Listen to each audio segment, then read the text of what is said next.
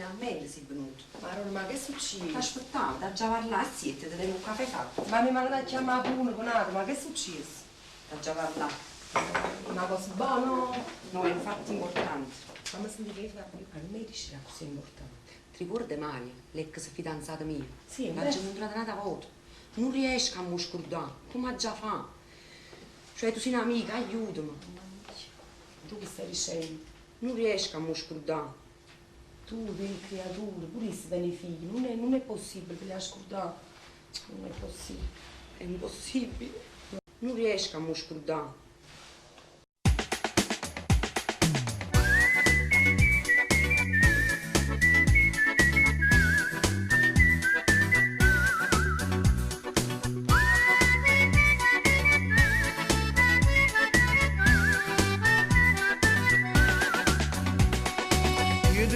Ti sguardo di st'amore, sei stato un capriccio e niente più, e ti passa che lacrime dall'occhio, o cuore mi piangeva insieme a te, non sai quanto è costata sta bugia, o sto pavando che la dia, in un daggio mi hai scordato, a me non è mai venuto.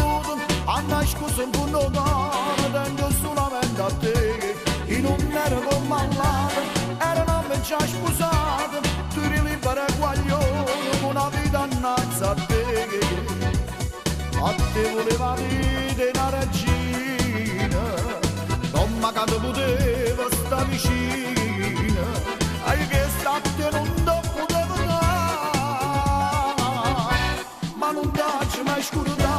In tuo tempo che è passato, pure tu sei sposato, dire figli come me, e chissà se qualche volta, quando insieme ci fa amore, ti ricordo che mi vado, che l'hai fatto insieme a me.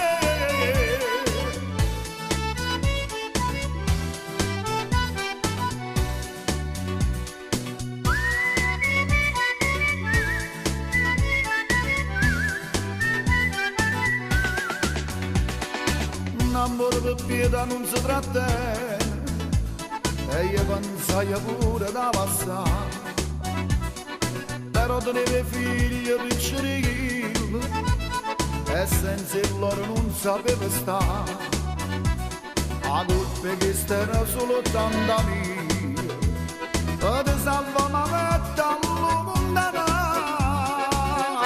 chi non t'ha mai scordato, a me non è mai venuto. Anna scusa un punto d'oro, tengo solamente a te, che non era come malata, era una già sposata, tu eri libera e guaglione, una vita innanzi a te voleva vita una regina, oh ma che te poteva sta vicina, ai che sta a te non ti poteva dare, ma non t'ho mai scordato, in tuo tempo che è passato, pure tu sei sposato, tieni figli come me, e chissà se qualche volta, quando insieme ci fa amore, ti ricordo che mi vado, che l'hai fatto insieme a me.